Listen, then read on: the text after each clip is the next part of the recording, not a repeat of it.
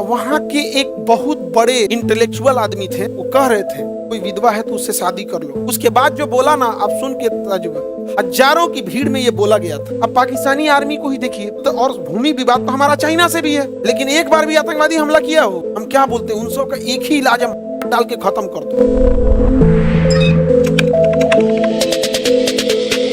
अब पाकिस्तानी आर्मी को ही देखिए, किस्मत उनकी बदनसीबी ही है कि बिना मतलब की वो लड़ाई कर रहा है। वहाँ के लोगों की बदनसीबी ही है ना, वरना आज वो भी अपने लिए इसरो बना के बैठे रहते सब, वो भी 5G बना रहे होते हैं सब, आज उनकी भी जिंदगी खुशहाल होती, लेकिन उनकी बदनसीबी है, क्या करिएगा उन सब। ओकरे चक्कर में हम लोग भी पीसते हैं भाई।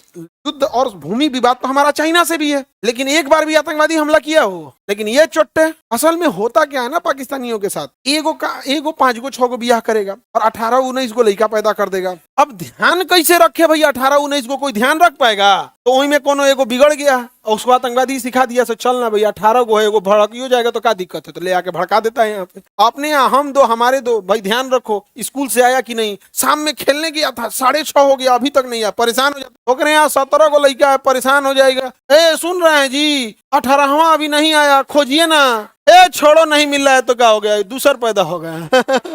बताइए। और वहाँ 4 गो, वहाँ के एक बहुत बड़े इंटेलेक्चुअल आदमी थे, उन्होंने कहा था, वो कह रहे थे, अभी हम उनका वो भी रखें, कभी आप लोग को वीडियो भी दिखाएंगे। कोई अगर वहाँ पे कोई बता रहे थे पाकिस्तानियों को, कोई विधवा है तो उससे शादी कर लो। खैर यहाँ तक तो समझ में आता है कि चलिए कोई विधवा है, कम उम्र में हो गई तो कर लो। अगर तुम विधवा से शादी कर लोगे तो मैं तुम्हारी एक एक्स्ट्रा शादी कराऊंगा, 16 साल की लड़की। ये बदतमीजी हो गई। वहां तक ठीक था, उसके बाद जो बोला ना, आप सुन के ताज्जुब, यदि 16 साल का नहीं मिलेगा तो 8 साल की 2 से करा देंगे। ये इंटेलेक्ट, अच्छा वो भीड़, हजारों की भीड़ में ये बोला गया था। पहला स्टेटमेंट से हमें कोई ऐतराज नहीं है कि कोई विधवा हो गए हैं, जैसे कोरोना के टाइम पे बहुत सारे लोगों की आकस्मिक मृत्यु हुई, ये हम सब एक्सेप्ट करते हैं। और हम भारतीय भी, स्वामी ये बंगाल के थे ईश्वर चंद्र विद्यासागर, विधवा पुनर्विवाह के लिए बहुत लड़ाई लड़। अगर कोई 60 साल 50 साल में विधवा होते हैं तो उसके लिए पुनर्विवाह की जरूरत ही नहीं, वो करेगा भी तो खराब है। लेकिन किसी की शादी 1 साल हुई है, 2 साल हो गई, उसके लिए पूरी जीवन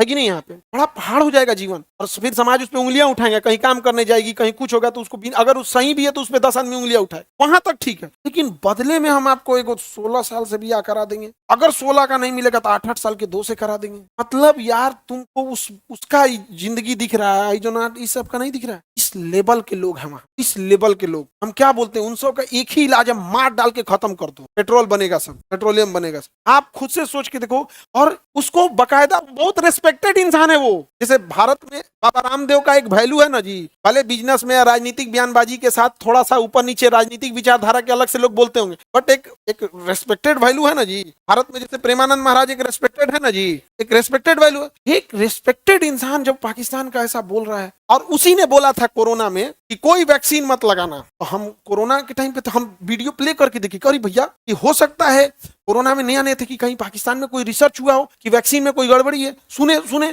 क्या बोलता है, वैक्सीन नहीं लगाना लोग, ये अमेरिका की चाल है।